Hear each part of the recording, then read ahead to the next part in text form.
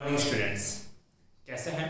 उम्मीद करता हूँ अच्छे होंगे, पढ़ाई कर रहे होंगे अपनी। अब तो वैसे भी आपका सिलेबस आ चुका है, तो अब हम भी अपना कंटिन्यू लेक्चर बनाने की कोशिश करेंगे। आज हम लोग बेटा चैप्टर 9 का आई थिंक 5th लेक्चर लेके आए आपके लिए, जिसके अंदर हम क्या करने वाले हैं बेटा, समरूप चुंबकीय क्षेत्र में एक चालक छड़ को गति कराएंगे, जिसके कारण एक प्रेरित विद्युत वाहक बल उत्पन्न होगा। उसी विद्युत वाहक बल के मान की हमें क्या करनी है बेटा, गणना करनी है। तो इस प्रेरित विद्युत वाहक बल का एक परिमाण आएगा, उस परिमाण के आधार पर उदाहरण संख्या 9.8 और 9.9 दो तो उदाहरण और 3 आपको आंकिक प्रश्न 9.4, 9.13 और 9.12 ये तीनों क्वेश्चन आपको सोल्व करने हैं। साथ ही इस टॉपिक के पीडीएफ नोट्स 1-2 दिन के अंदर वीडियो के नीचे डिस्क्रिप्शन में एक लिंक डाल दिया जाएगा, आप वहां से डाउनलोड कर सकते हैं। साथ ही साथ में लिख भी सकते हैं प्रैक्टिस के लिए।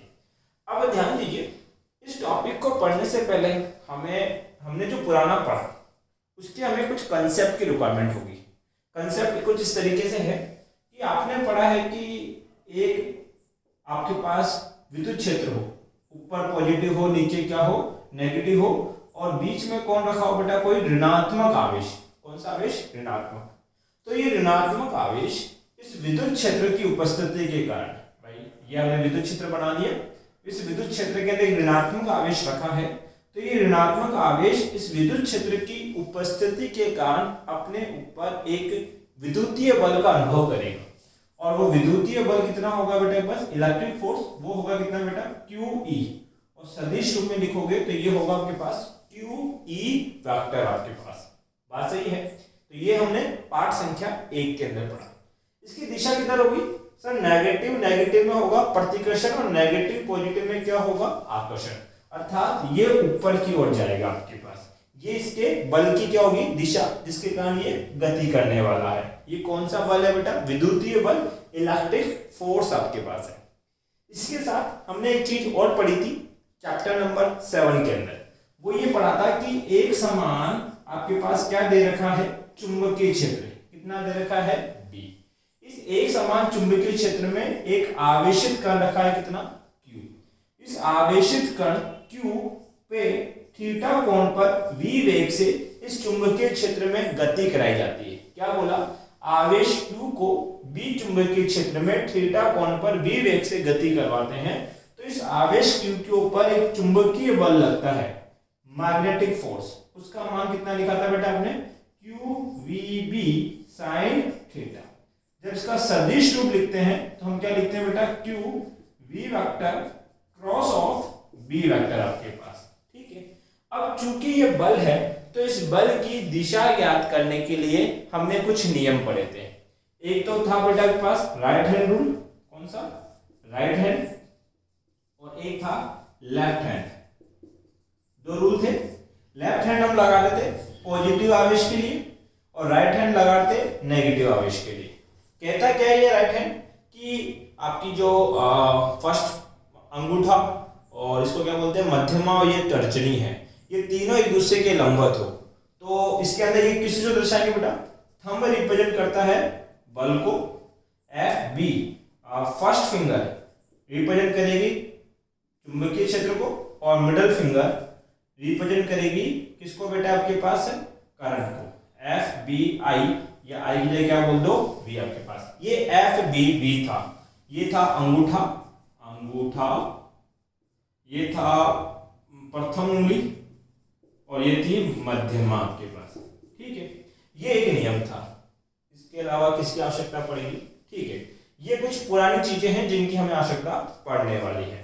देखो, चलो ये तो मिटा देते हैं। हमारा हेडिंग क्या कहता है? एक समरूप चुंबकीय क्षेत्र। समरूप का मतलब एक समान चुंबकीय क्षेत्र। तो हमने एक समरूप चुंबकीय क्षेत्र मान लिया।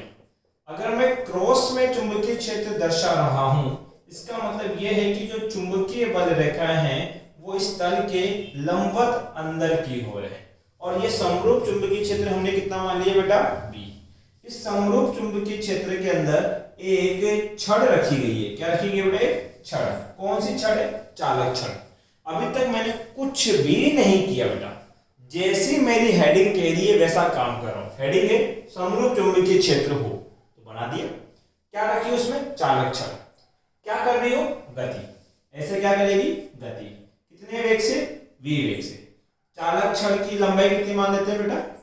ठीक है, एक और कंसेप्ट मेरे को याद आ गया जो यहाँ जरूरत पड़ेगी। हमने पाठ संख्या 4 के अंदर धारिता वाले के अंदर एक कंसेप्ट पढ़ा था कि विद्युत विभव, कौन? विद्युत विभव और विद्युत क्षेत्र में संबंध होता है V = ED। जहाँ पे हम क्या करते थे, एक धनात्मक प्लेट लेते थे, दूसरी ऋणात्मक प्लेट लेते थे। इन दोनों प्लेटों के मध्य की दूरी कितनी होती थी बेटा? D। इनके मध्य विद्युत क्षेत्र E होता था। तो यहाँ पे जो विभव आएगा उसका मान कितना होता? ED। परंतु अब हमारे यहाँ केस में क्या होगा? हमारे यहाँ पे क्या होगा? एक छड़ होगी, एक सिरा पॉजिटिव बनेगा, दूसरा सिरा नेगेटिव बनेगा और उसकी कुछ लंबाई होगी। अर्थात पॉजिटिव और नेगेटिव में यहाँ दूरी को D से दर्शाते थे, अब यहाँ पे उस दूरी को L से दर्शाएंगे। तो ये जो D लिख रहे थे, V = ED लिख रहे थे, वहां पे D की जगह कौन आ जाएगा? L। विद्युत क्षेत्र अभी भी वही रहेगा, एक पॉजिटिव एक नेगेटिव, E की जगह E रहेगा। बस फर्क ये होगा, जिसको वहां पे विभव बोल रहे थे, यहाँ पर वो हो जाएगा विद्युत वाहक बल। विद्युत वाहक बल का मतलब EMF, ये हो जाएगा। तो EMF बराबर क्या लिखेंगे बेटा? EL, जहां E विद्युत क्षेत्र है और L क्या है बेटा? लंबाई, जिसके अंदर वो विद्युत क्षेत्र बना है आपके पास। ठीक है, तो ये भी एक कंसेप्ट है जो मुझे अभी याद आ गया कि मुझे बताना पड़ेगा यहाँ।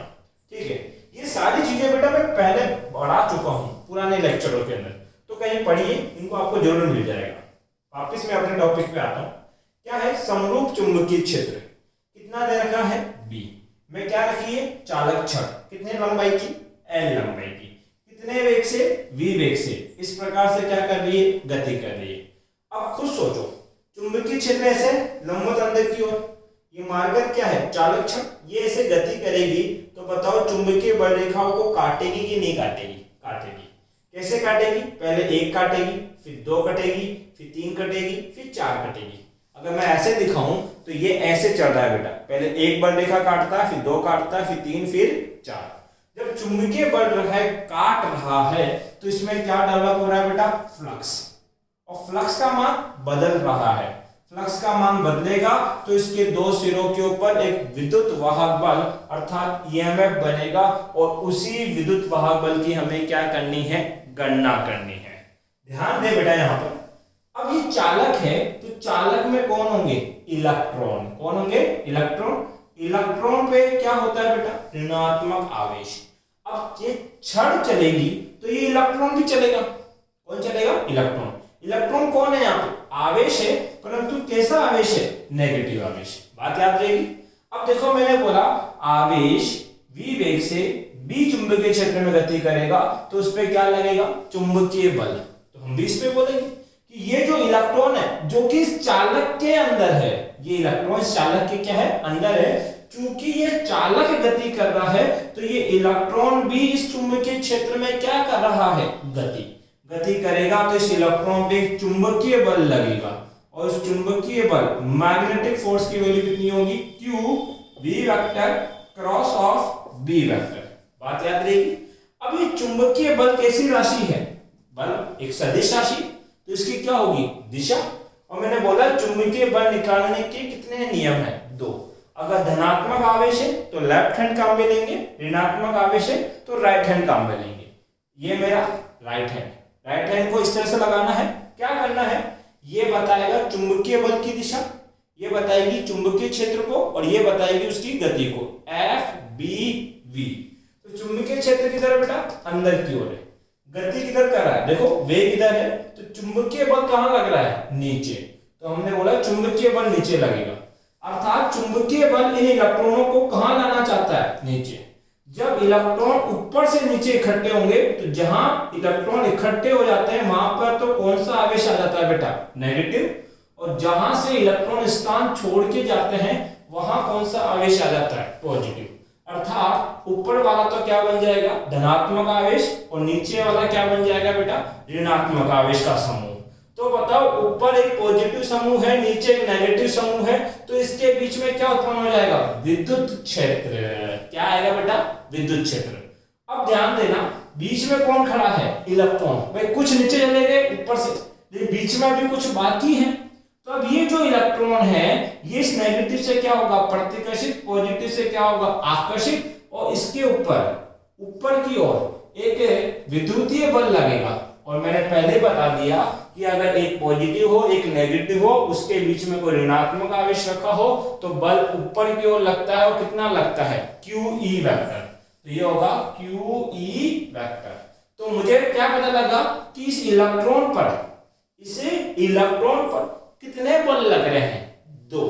एक तो कौन सा बेटा, विद्युतीय बल, किधर, ऊपर की ओर। दूसरा चुंबकीय बल, किधर, नीचे की ओर। और ये तब तक लगते रहेंगे जब तक दोनों बल परिणाम में बराबर नहीं हो जाते, या हम बोले कि ये इलेक्ट्रॉन तब तक ऊपर से नीचे या नीचे से ऊपर जाता रहेगा जब तक नीचे वाला बल और ऊपर वाला बल समान नहीं हो जाता। तो दो बात लिखेंगे, चुंबकीय क्षेत्र के कारण, चुंबकीय क्षेत्र के कारण लगने वाला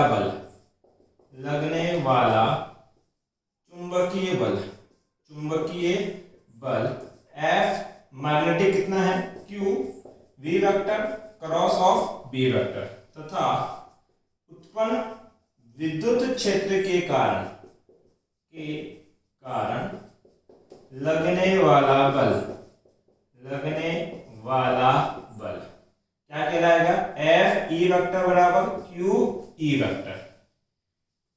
इलेक्ट्रॉन की साम्य अवस्था में, साम्य कैसे लिखते हैं यार, साम्य अवस्था का मतलब क्या बेटा, स्थिर अवस्था पर हम क्या कह रहे हैं, कुछ समय बाद ऐसा होगा कि जितना इसमें चुंबकीय बल लगेगा उतना ही विद्युतीय बल लगेगा। तो अब ये इलेक्ट्रॉन कहीं नहीं जाएगा, साम्य अवस्था में आ जाएगा। तो इलेक्ट्रॉन की साम्य अवस्था पर जो कुल बल होगा वो कितना हो जाएगा, 0। कितने बल काम कर रहे हैं, दो बल। सर एक तो बल कौन सा काम कर रहा है, चुंबकीय, मैग्नेटिक। एक कौन सा काम कर रहा है बेटा, इलेक्ट्रिक। ये दोनों कितने हो जाएंगे बेटा, 0 हो जाने चाहिए। कौन सी अवस्था पे, इसकी साम्य अवस्था के ऊपर। अब इसकी तो आवश्यकता पड़ेगी नहीं मेरे को, इसको तो मैं मिटा देता हूं आपके पास, क्योंकि ये तो आपके याद करने के लिए थे। एक बार इनका स्क्रीनशॉट ले लो कि इस डेरिवेशन करने के लिए ये चीजें हमें पुरानी पता होनी चाहिए। ठीक है बालक, अब ध्यान दो, यहां पर हमने क्या बोला आपके पास, F magnetism plus F electric बराबर कितना होना चाहिए, 0। चुंबक में कितना लिखा आपने बेटा, Q V vector cross B vector, plus electric में कितना लिखा, Q E वेक्टर बराबर क्या होगा, 0। इसको बराबर के उधर भेजोगे तो Q E वेक्टर बराबर कितना हो जाएगा, Q V vector cross B vector, sine क्या आ जाएगा, माइनस का। Q से Q कट गया तो E वेक्टर क्या हो जाएगा बेटा, minus of V vector cross of B vector. अब ये तो सबको पता है कि अगर ये साइन बदल दूं तो एक ऋणात्मक चिन्ह आगे आ जाता है। जैसे आपको पता है ना, A vector cross B vector बराबर क्या होता है, minus of B vector cross of A vector, मतलब कि इसके विपरीत चिन्ह के क्या होता है, बराबर। अब E वेक्टर बराबर क्या लिख दूंगा मैं, B vector cross of B vector. ये मैंने सदिश रूप में निकाला।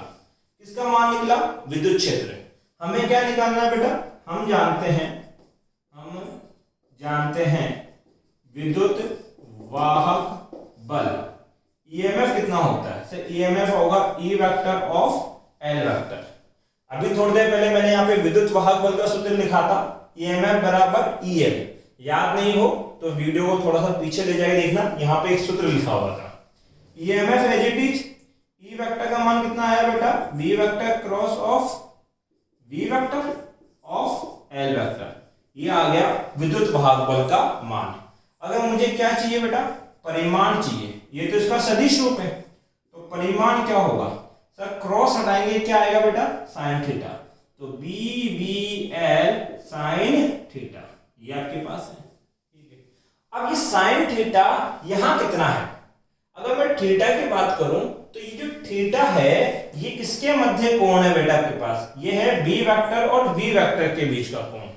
तो सर जी चुंबकीय क्षेत्र इधर अंदर की ओर और वेग इधर जा रहा है, तो इसके बीच में एक कोण कितना बनेगा 90 डिग्री। तो इस स्थिति के लिए थीटा कितना है 90, तो ईएमएफ का मान कितना हो जाएगा बेटा VBL, कितना हो जाएगा VBL। अगर थीटा कोण होता तो क्या लिखते बेटा VBL sin थीटा के पास। अगर ये टॉपिक पसंद आए तो वीडियो को लाइक करें, अपने फ्रेंड सर्कल में बेटा चैनल को शेयर करें और इसी प्रकार अपनी स्टडी करते रहें। थैंक्स।